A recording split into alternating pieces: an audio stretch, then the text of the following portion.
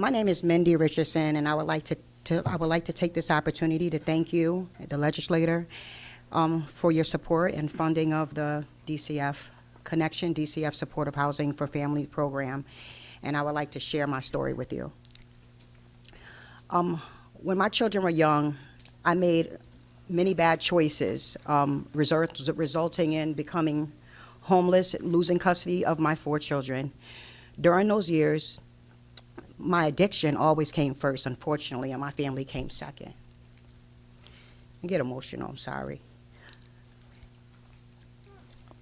My children were scattered in different homes. My oldest daughter went to live with her paternal grandmother, and my 2 youngest were separated in foster care. I would have my visits at DCF building, the DCF building. I would have my visits, and I would never forget the cries of my children wanting to come home. And I would leave those visits and I would go use to numb the pain. At the end, for me, I weighed 100 pounds. I was living in the streets of Bridgeport, having my address on my ID as the Prospect House Shelter. I spent half the day in a basement of an abandoned house and jumping in and out of cars with strangers. I knew that I was going to die. I just knew it. My children and people that cared about me would tell me that I needed the help. Eventually, I took the help. And that's why I'm standing here today as a recovering addict, a successful, educated woman, and most importantly, a wonderful mother to my family. I attribute a lot of this to having adequate housing, which allowed me to work on my recovery and my family life. I completed a 60-day inpatient program in Stonington Institute. I got into the Connection Women's and Recovery Support Program in 2014 of June. The program helped me with my recovery and assisted me in getting a job and becoming a productive member of society and a registered voter. Finally, I thought the day would never come when I stood in front of the judge in juvenile court and reunification became the goal after 4 years of being in the street. My DCF worker submitted my application with the Connections DCF Supportive Housing for Families program.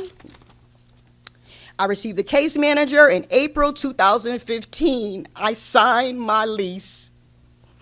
I live in a beautiful home, single-family home in Fairfield, Connecticut. This program allowed me to reunify with my children, continue with my sobriety, continue to work and get my children a wonderful public school system. Today, my children have wonderful education and are developing well professionally as a result to stable housing, a wonderful home life, and an excellent education. I contribute many of these successes to supportive housing for families and my engagement with achieving my goals and taking advantage of what they had to offer with my case manager. Without this program, I would not have housing needed to bring my broken family together.